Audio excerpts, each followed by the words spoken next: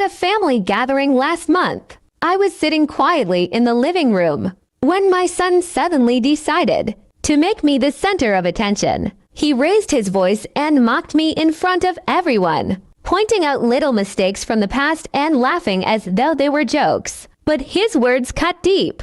I felt small, belittled, and humiliated while relatives chuckled awkwardly. I tried to smile and brush it off, but inside I was shaking. I had raised him with love and sacrificed so much for him.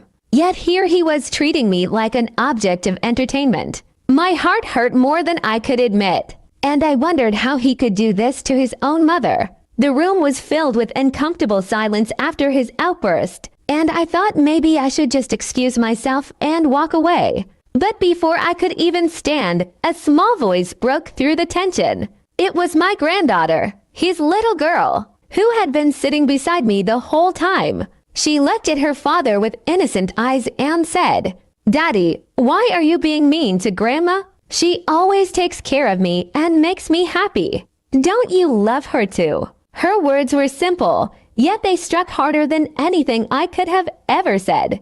The entire room froze. My son's face turned pale, and for the first time that evening, he was speechless. The laughter and smirks around the room disappeared, replaced by stunned silence. All eyes were now on him, waiting for his reaction. I could see his lips tremble, as though he wanted to defend himself, but nothing came out. My granddaughter's honesty had held a mirror to his behavior. He looked down at the floor, avoiding everyone's gaze, clearly ashamed of what he had done. My relatives shifted uncomfortably in their seats, and a few even glanced at me with sympathy. My granddaughter, however, stayed right next to me, holding my hand tightly, as if to reassure me that I wasn't alone. That tiny hand gave me strength I didn't know I needed. Finally, my son sighed and muttered, "I'm sorry, Mom." His voice cracked with guilt. The words were quiet, but they carried the weight of regret. He knew he had crossed a line, and he couldn't undo the pain he caused.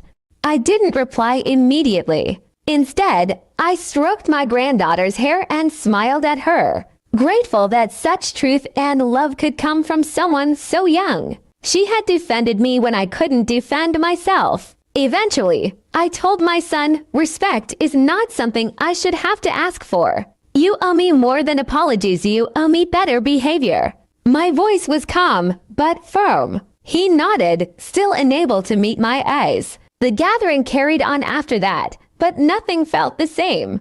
My son was quiet for the rest of the evening, and I noticed how he stayed unusually close to his daughter, perhaps reflecting on her words. That day taught me something powerful. Sometimes the purest truth comes from a child's mouth. My granddaughter, as innocent honesty, not only silenced her father, but also reminded me that love and respect should never be taken for granted.